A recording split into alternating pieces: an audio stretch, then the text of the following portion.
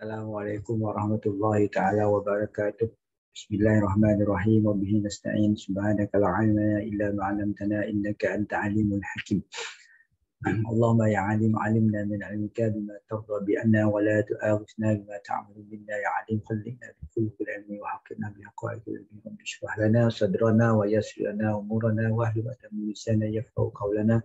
Allahumma salli ala sayyidina Muhammadin nur ala al-mujibin siyani bi nurihi wa ala alihi fi kulli lamhatin wa nafasin adama wasi'ahu min amma ba'du. Alhamdulillah, pada pagi ini kita akan bersama-sama lagi dalam tajuk bab munakahat atau bab perkahwinan, dan kita akan sambung tajuk yang dibentangkan oleh Ustazah Huslina pada minggu lepas, iaitu yang berkaitan dengan isu-isu dalam bab perkahwinan. Jadi pada pagi ini kita akan sambung terus kepada, iaitu kita punya objektif adalah untuk mengetahui maksud iddah, rujuk, nusyuz, poligami dan hadonah. Kita akan cuba habiskan tajuk-tajuk yang berikut ini yang akhir sekali adalah hadonah, yang akhir sekali adalah anak angkat. Kita dapat mengetahui apakah maksud iddah, rujuk, nusyuz, poligami, hadonah dan anak angkat. Kamu boleh rujuk kepada buku teks, buku teks ke surat 128.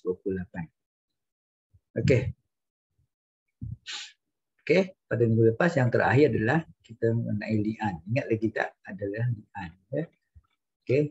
Iaitu talak, li'an, khulu'. Dan saya harap kamu dapat menghafal maksud-maksud istilah-istilah dalam masalah perkahwinan tersebut. Jadi hari ini kita terus saja kepada isu perkahwinan, iaitu implikasi ataupun kesan selepas berlakunya khulu', li'an, talak dan sebagainya yang diterangkan oleh saya. Itu pertama iddah. Apa itu iddah? Apabila berlaku satu penceraian, ada iddah bagi seorang perempuan. Maksudnya ialah tempoh masa yang perlu dilalui oleh seorang isteri selepas pembubaran perkahwinan atau selepas kematian suami. Tempoh masa ataupun iddah ni dalam bahasanya adalah bilangan yang telah ditentukan mengikut status isteri. Jadi sama ada perbubaran perkahwinan itu daripada ketika hidup ataupun selepas kematian, maka perempuan itu akan melalui satu tempoh iddah, tempoh satu masa yang dilalui oleh seorang isteri selepasnya. Hukumnya adalah wajib, wajib bagi seorang perempuan itu melalui tempoh tersebut. Kita tengok bila dikatakan tempoh, dia ada had masa. Kita tengok had masa dia. Ini had masa dia mengikut status seorang isteri lah. Situasi, kemudian status dia, keadaan isteri bercerai itu hidup ataupun bercerai mati. Yang pertama, status dia belum putus haid. Belum putus haid, iaitu diceraikan oleh isterinya, belum putus haid, maka tempoh yang perlu dilalui adalah 3 kali suci. 3 kali suci, iaitu suci ni maksudnya dia bukan dalam keadaan uzur haid. Yang kedua, kalau dia bercerai mati dalam keadaan dia bercerai mati, maka 4 bulan belum putus haid, 4 bulan 10 hari. Samalah. Status yang ni sama kalau bercerai mati ni. Kalau telah putus haid, kalau dah tak ada haid lah, maka dikira sebagai 3 bulan hijrah. Dan yang belum pernah disetubuhi tiada iddah. Kerana antara maksud iddah tadi, perempuan tu terpaksa menunggu dalam tempoh tersebut kerana adalah salah satu tujuan hikmah dia adalah untuk bersihkan rahim perempuan tadi supaya jangan bercampur dengan keturunan dia ataupun dengan suami yang barulah kalau dia ingin berkahwin. Itu kena iddah 3 kali suci. Ini cerai. Dan kalau perempuan itu dalam keadaan hamil, mengandung sehingga dia melahirkan anak. Dan dalam tempoh iddah ini, seseorang isteri tadi, maka dia ada larangan-larangan yang tidak dibenarkan oleh syarak. Yang pertama, menerima pinangan lelaki lain secara terang atau kiasan. Dalam tempoh iddah, dalam 3 kali suci ini, boleh dikatakan bukan 3 bulan lebih sikit lah, hampir 4 bulan lah kot. Ya. Yang kedua, keluar dari rumah disediakan oleh suami kecuali untuk keperluan yang dibenarkan. Dia tak boleh keluar sebab kalau iddah yang iddah talak 1, talak 2 tadi, isteri tadi masih lagi kepunyaan suami dia, masih lagi kepunyaan suami dan dia boleh dirujuk. Itu sebab dia tak dibenarkan keluar. Kecuali benda-benda yang harus, yang perlu, yang dibenarkan oleh syarak. Kalau perempuan perlu kerja, mencari nafkah dia, kalau keperluan lah untuk kehidupan seharian, dibenarkan. Yang ketiga, berhias diri. Tak dibenarkan berhias diri kecuali wanita yang iddah talak raj'i. Buku rujukan yang diambil adalah Fiqh Al-Manhaji. Seterusnya kita tengok pula bab rujuk. Ini ringkas saja. Ini saja yang kamu perlu kena fahamlah. Apa yang dikatakan iddah, tempoh.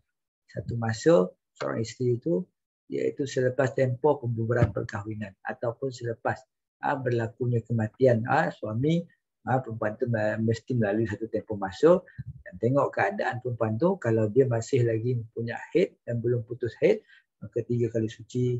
Dan kalau telah putus haid 3 bulan hijrah dan belum pernah disubuhi, dia ada iddah. Dan ini adalah iddah sekiranya berlaku kematian, iaitu 4 bulan 10 hari. Kemudian tadi ada dikatakan di sini, berhias diri kecuali wanita dalam iddah raj'i. Ini raj'i ini maksudnya perempuan yang dalam tempoh iddah boleh dirujuk kembali oleh suaminya. Apa itu dirujuk kembali itu?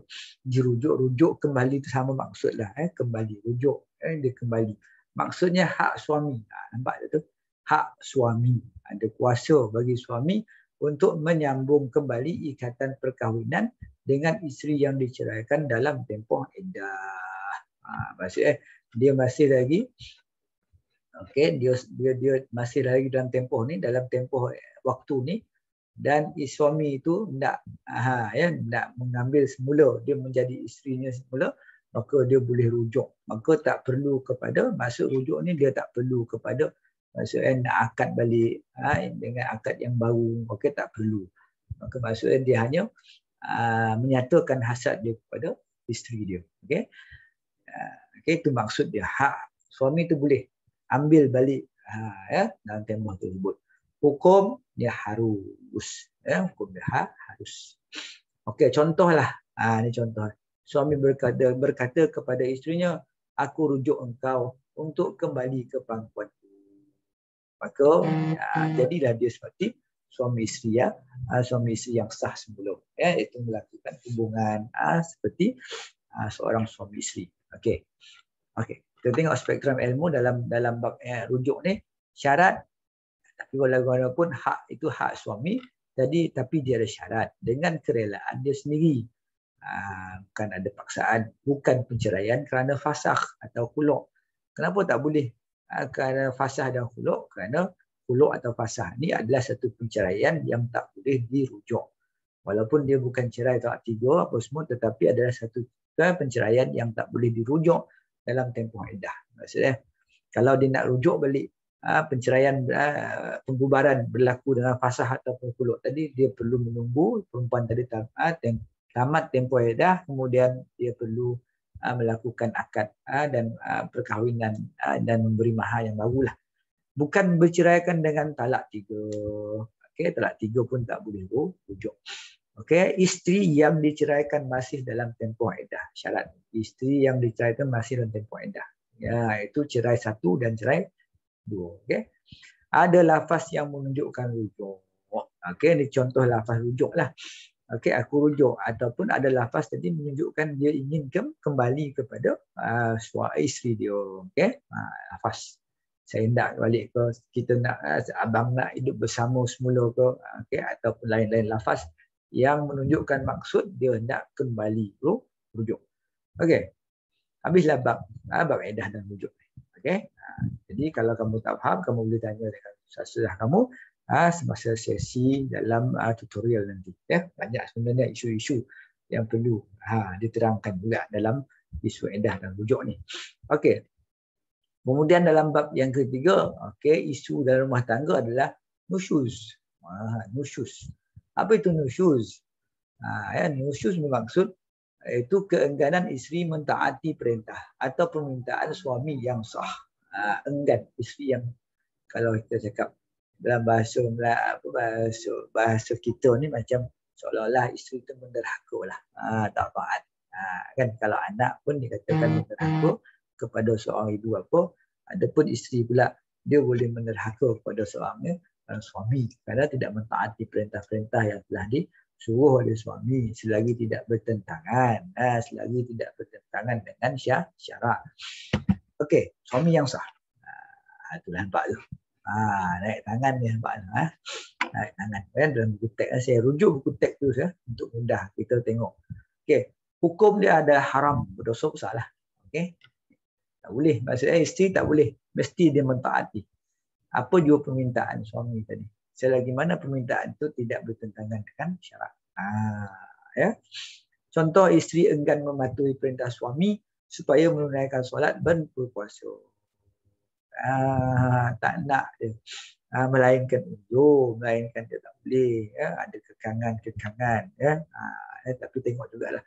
Okay. Maka ini pun dikategorikan juga sebagai satu perintah yang diingkari. Okay. Okay, habis. Ini nusyuz. Okay, nusyuz. Okay, dalam nusyuz ni ya. Ringkas ya. Ringkas, tak ada masalah. Jadi apa soalan masuk? Apa yang dimasukkan nusyuz? Nusyuz yang ingkar. Okay. Nanti kalau kamu boleh rujuk dengan saudara-saudara kamu dengan tutup ayat. Macam mana nak menyelesaikan apabila berlakunya nusyuz. Okay. Okay. Kemudian masuk pula bab poligami.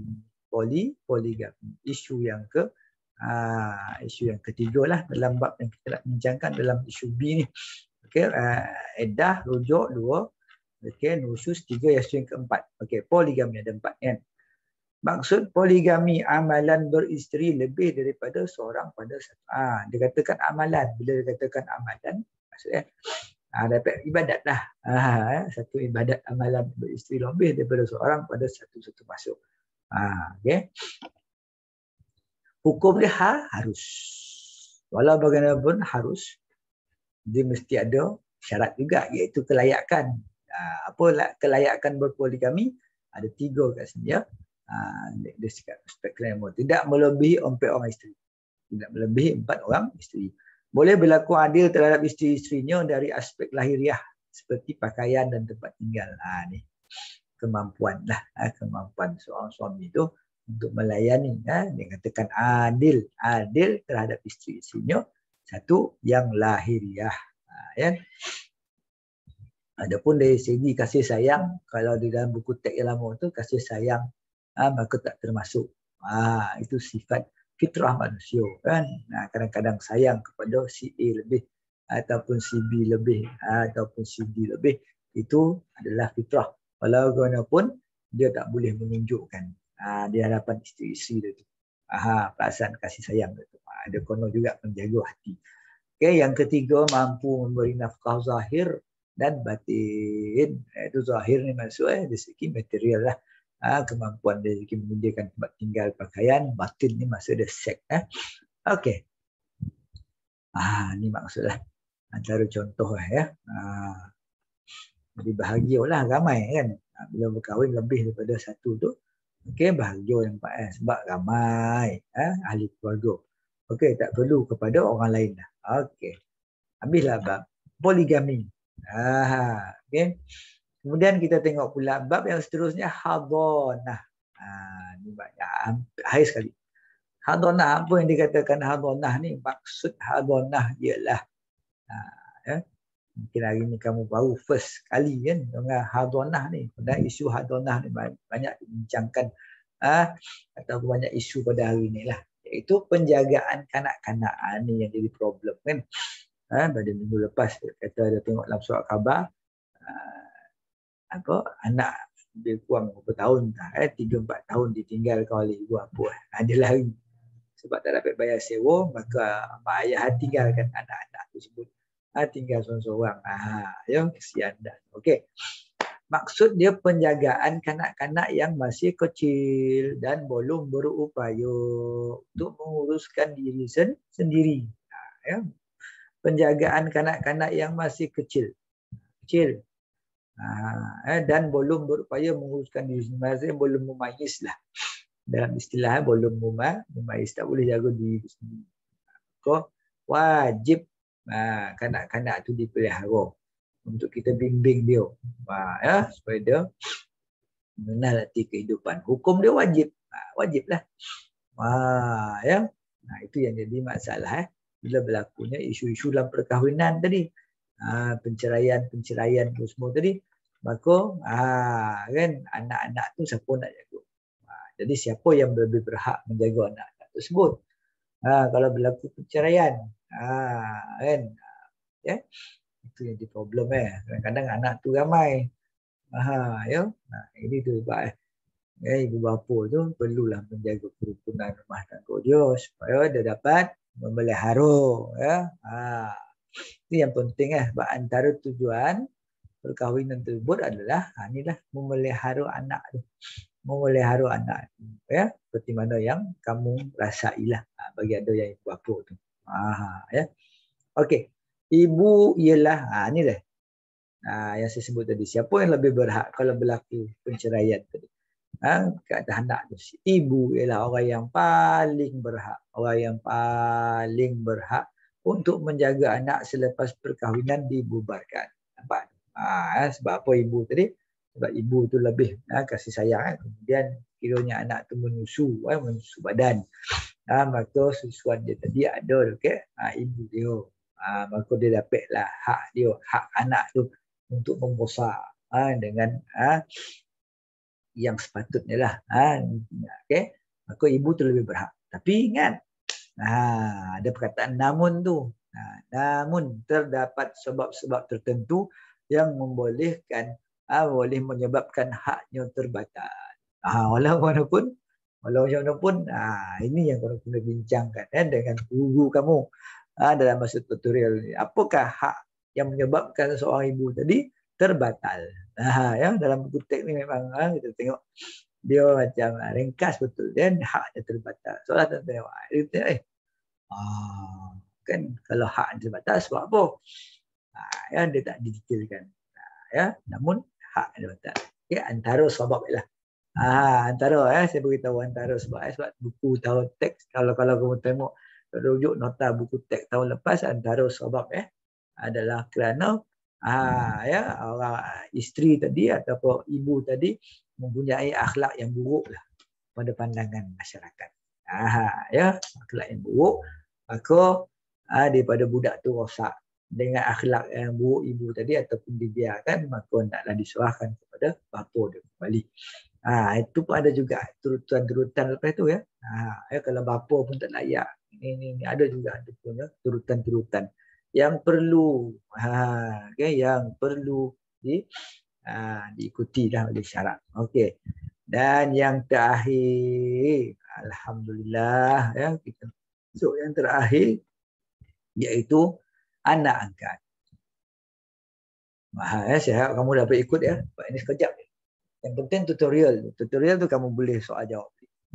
Kamu tengok apa yang perlu kamu tanya, banyak persoalan-persoalan kan dalam bab iddah tadi, dalam bab rujuk, banyak dia benda-benda yang boleh dibincangkan untuk kamu memahami. Okey. Kemudian anak angkat. Dalam isu rumah tangga juga ada dibincangkan, iaitu satu-satu keluarga ataupun seorang-seorang yang ingin mengambil anak angkat. Apa hukum anak angkat ni? Apa maksud anak angkat dalam Islam ni? Anak angkat iaitu anak orang lain yang dipelihara seperti anggota keluarganya. Anak orang lain tapi dipelihara macam ahli keluarga dia. Dia ambil lah budak tu duduk bersama dia. Tengok ni. Bahagian kelahiran, kematian dan anak angkat. Jadi bukan anak dia sendiri, dia ambil anak orang lain, kemudian dia pelihara budak tu, dan budak tu menjadilah seperti anggota keluarga dia sendiri, tetapi tidak mempunyai hak seperti anak kandung yang ditetapkan oleh syarak. Dia tak ada hak. Maksudnya dari segi nasab, bin contoh dia tak boleh binkan kepada ibu ayah angkat dia tersebut. Tak boleh. Contoh yang kalau kita tengok dalam buku teks jugalah, buku teks tahun lepas tu ada diceritakan tentang Zaid bin Harisah. Bila Nabi SAW mengambil Zaid bin Harisah tadi menjadi anak angkat, maka orang pun zaman jahiliyah pun kalau orang ambil anak angkat, maka anak angkat tu terus dibinkan kepada orang yang mengambil. Maka orang panggil Zaid bin Muhammad. Maka turun ayat yang melarang. Bila turun ayat melarang tadi, maka Zaid diletakkan terus dengan nama ayah dia sendiri. Itu antara dia. Dia tak ada hak nak letakkan nama dia. Sebab itu bukan nasab keturunan. Yang dikatakan bin dengan binti itu adalah hak dia sendiri, nasab keturunan dari pernikahan yang sah menurut syarak. Baru boleh dibinkan. Itu yang pertama lah. Banyak lagi lah yang tak boleh. Contohnya mewarisi tak boleh. Dia tak boleh mewarisi harta. Dia tak boleh dapat harta daripada segi faraid tu. Dia tak boleh. Sebab dia bukannya ada hubungan darah. Bila tak ada hubungan darah ni, dia ada problem dah. Okey. Hukum ambil anak angkat ni boleh tak? Ambil anak angkat ni boleh, harus dalam Islam. Dia menolong anak-anak tu yang terbiar kadang-kadang. Anak-anak yang mana ibu bapa tak ada kemampuan nak menjaga dia. Kadang-kadang anak yang ramai. Okey. Ni spektrum ilmu. Ni dia. Hak anak angkat dengan anak kandung. Okey, kalau kita ambil anak angkat, okey, nak buat macam mana? Nafkah dan kebajikan anak kandung wajiblah. Macam mak ayah kamu tu. Hari ni kan, dia bagi kamu belanja, dia bagi kamu sekarang ni apa tu, handphone, tu nafkah tu kan. Untuk kamu belajar, kamu dengar sekarang ni, zaman sekarang ni kamu belajar melalui ni alam maya ni. Kalau dia tu anak angkat juga macam tu juga. Itu wajib hak dia. Kebajikan nafkah wajib. Harta hibah, harta pemberian. Boleh tak? Hak boleh. Anak kandung pun yang boleh, anak angkat pun boleh. Okey. Harta wasiat. Harta wasiat, maksud dia tulis satu wasiat ni. Okey, contoh tanah ni, rumah ni, sekian ni, maka nak tukar nama besok kalau dah apa ni wasiatkan kepada ni. Boleh tak? Boleh. Anak kandung pun boleh, anak angkat pun boleh. Ni dah sampai dah. Anak angkat tak boleh masuk campur lagi dengan anak kandung. Iaitu perwarisan harta pusaka. Faraid tak boleh dia masuk campur dalam hal harta pusaka. Okey. Yang kedua, yang tak boleh masuk campur, anak angkat wali dalam perkahwinan. Kalau dia nak ambil anak angkat tu perempuan, maka bila dia nak nikah, anak budak perempuan tadi nak nikah, maka anak itu tak boleh menyuruh ayah angkat itu. Tak boleh. Okey. Nasab membinkan kepada ayah pun tak boleh. Itulah antara larangan-larangan yang dikata ada 3 sebenarnya. Kalau kamu nampak dalam jadual ni mudah kan? Saya tengok dalam buku teks ni ringkas dan mudah. Kalau benda itulah yang nak dijadikan dia punya silibus dia, mudah, ringkaslah. Tak perlu kita mendalami lebih dalam. Isu-isu ni yang sebenarnya isu, bila dikatakan isu rumah tangga, dia banyak masalah yang berlaku, yang timbul macam ni, kalau berlaku macam ni, kalau berlaku itu nama dia dalam bab fiqh ni banyaklah ya. Okey. Habislah bab tu dan kita tengok apa implikasi dia. Implikasi kosan ni. Perkahwinan tidak mengikut syariat dan undang-undang. Perkahwinan dan mengikut syariat. Ni dia. Ya, kadang-kadang ikut syariat kan. Ya. Sebab hari ni kalau kita tengok, tadi saya Google, okey, nampak masalah rumah tangga ni. Nampak ya. Masalah kewangan, kahwin ikut trend, antara punca pasangan muda ikut trend, kahwin ikut trend. Ni punca zaman ni ikut trend. Orang kahwin dengan cara apa? Hari ni ikut trend kahwin, saya pun tak pasti. Kan?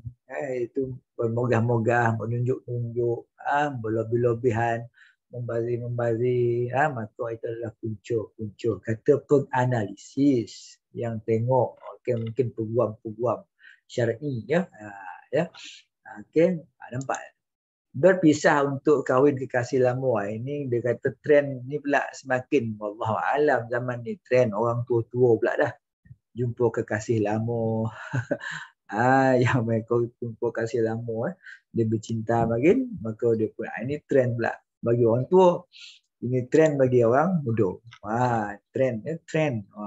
Masalah kewangan. Ada pun orang tua pula jumpa kekasih lama pula. Allahu Akbar, macam-macam lah ya. Itu adalah semua benda yang berlaku dalam kehidupan kita lah. Banyak lagi sebenarnya kalau kita Google masalah-masalah perkahwinan. Okey, apa pun tu kenapa itu berlaku kita tengok. Ya. Iaitu ni deh, tak ikut syariat. Pasangan boleh didenda jika disabitkan dengan kesalahan berkahwin tanpa mengikut saluran yang betul bagi negeri masing-masing. Maka dia kalau kita tengok buku teks tahun lepas ada iaitu setiap negeri itu dia ada akta-akta dia yang berbeza lah mengikut negeri. Kalau nak melakukan satu perkahwinan tu kena daftar macam ni, kena ambil proses kursus perkahwinan lah. Kemudian kena isytiharkan dia ni bujang ko dah ada isteri suami ko. Kemudian perkahwinan mesti ada didaftarkan. Okey. Kalau dia tak ikut maka dia satu dan dari segi undang-undang dia kena boleh disabitkan, dia kena denda Okey. Pasangan terpaksa dipisahkan jika didapati perkahwinan tidak sah mengikut hukum syarak. Ni. Kahwin. Kahwin yang tak ikut hukum maka dipisahkan, dibubarkanlah. Isteri tidak mempunyai dokumen yang sah untuk membuat sebarang tuntutan seperti hadhanah dan harta pusaka jika berlaku kematian. Ini yang jadi problem kalau tak didaftarkan.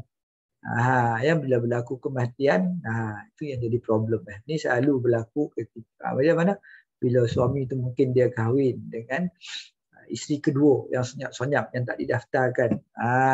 Isteri yang tak tahu, tiba-tiba bila mati dia mengaku ini suami, ini ayah aku. Ini yang jadi problem selalulah bila tak daftar ni. Itu juga dengan kahwin, masalah kahwin lari kata orang tu kan. Ini banyak berlaku lah ni. So kalau tak daftar tu memang seronok ketika mana dia hidup, tapi apabila berlaku kematian, inilah yang akan berlaku. Okay? Yang keempat, kesukaran mendaftarkan kelahiran anak untuk mendapat. Ini yang susah kalau tak ada. Macam kamu lah nak masuk sekolah teknik kan. Bila kamu nak masuk teknik, apa dia minta surat beranak, dia minta surat beranak itulah daftar kelahiran. Kalau tak ada, tak dapat lah. Tak dapat lah kita nak proses borang tersebut. Maka gagal lah permohonan tersebut. Ini yang jadi problem nak sekolah. Susah. Dia kena masuk pula satu proses sekolah kebajikan pula. Itu yang jadi problem. Jadi masalah nanti. Okey. Kita tengok spektrum ilmu tu sebelum kita tengok yang bawah tu. Okey, pengurusan pernikahan seluruh Malaysia tertakluk kepada Akta Enactment. Ini saya cakap ni. Dan Ordinan Undang-Undang Keluarga Islam Negeri Islam Keluarga Islam negeri masing-masing. Okey. Itu dia. Dia tertakluk. Macam proses prosedur itulah. Adapun dari segi yang kita belajar dari segi rukun nikah tu, itu semua sama wajib. Mesti ada suami apa semua tu, isteri, wali, saksi, akad nikah, ijab qabul tu sama. Tinggal lagi mahar, penentuan mahar tentu Negeri Sembilan mahar yakni kalau orang di Pulau Pinang yakni, kalau di Kelantan yakni, kemudian lafaz pun, lafaz akad pun kadang-kadang boleh negeri lain tu boleh ringkas. Ada pun boleh ni pula konon mengikut balik kata imam tadi dengan kata-kata yang mesti yang disuruh diajar oleh imam tersebut. Tengoklah negeri-negeri okey, itu tak ada masalah. Itu masalah prosedur tapi tinggal lagi kau ikut. Kalau tak ni dah. Kalau tak ikut benar-benar dah disyaratkan nak nikah tu, ni yang akan berlaku nanti. Ada ompek ni. Ini kau dah hafal ni. Dondo, kemudian perkahwinan tu boleh dibubarkan, dipisahkan, kemudian Kalau dia tak ada dokumen yang sah, maka nanti kalau dia tuntut hak warahata atau hak hadanah menjaga anak, susah. Kemudian nak daftarkan anak bila berlakunya kelahiran. Okey. Okey, bimbing oleh guru, maka bimbingan murid berazam membina Quran. Okey, bahasa secara beradab dan istiqamah. Jadi insya-Allah lepas ni kita akan ada tutorial dengan salah kamu. Kamu boleh bertanya balik bab-bab ni. Banyak tu. Ya, tajuk-tajuk. Tengoklah soalan-soalan contohnya kan yang mana kita tak boleh jawab. Okey, ni kesan fasakh kepada suami isteri, hikmah disyariatkan khuluk dan kesan dia banyak ya. Kemudian kumpulan, ini kumpulan lah, kalau tak ada kumpulan kamu tengok, kamu jawab sendiri boleh sebenarnya. Okey. Okey, saya rasa cukup sekadar tu kerana kita sebenarnya lebih penting kalau kamu bertutorial lah dengan kamu punya salah-salah dan buat lebih faham lagi. Sebab ini sahala ni bila kita tengok, kalau kita cakap lama-lama pun belum tentu lagi kamu dapat memahami dengan lebih baik. Tak ada apa. Kamu tak dapat nak bertanya. Okey, saya mohon maaf sekiranya apa yang saya terangkan, apa yang saya sampaikan tidak menyampaikan maksud. Tapi insya-Allah kamu terangkan, kamu boleh tanya dengan salah-salah kamu, insya-Allah. Mereka boleh menerangkan yang lebih baiklah. Ya, kita sudahi dengan wabillahi taufiq wal hidayah. Assalamualaikum warahmatullahi taala wabarakatuh. Bismillahirrahmanirrahim. Wal 'asr innal insana lafi khusr illa allazina amanu wa 'amilus solihat wa tawassaw bil haqqi wa tawassaw bis sabr. Subhanakallahumma bihamdik asyhadu an la ilaha illa anta astaghfiruka wa atubu ilaik. Amiltu su'a wa zalamtu nafsi faghfir li fa innahu la yaghfiru dzunuba illa anta. Assalamualaikum warahmatullahi wabarakatuh.